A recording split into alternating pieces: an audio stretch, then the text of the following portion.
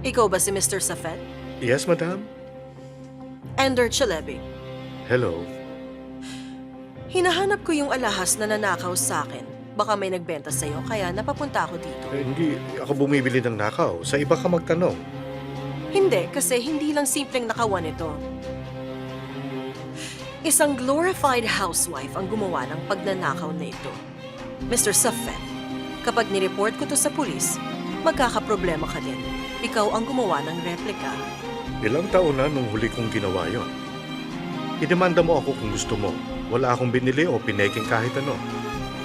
Oh, talaga? Sigurado ka ba? Siyempre naman. Ito, yung babaeng pumunta dito ay si Yildiz Arcun. Kilalang businessman ang asawa niya at niloloko niya. Pwede ka talagang magkaproblema dito.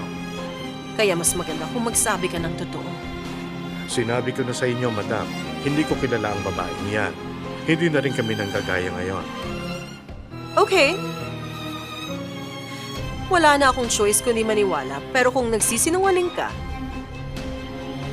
mahaharap ka sa korte. At pwede din na mabulok ka sa kulungan. Tandaan mo yan. Bahala kayo dyan, madam. Wala akong ginawa. Siguraduhin mo.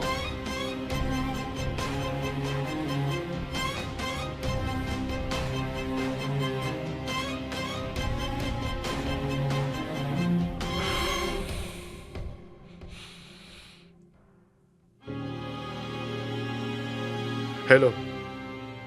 Mr. Kamal, may babaeng dumating. Ender Chalebi daw.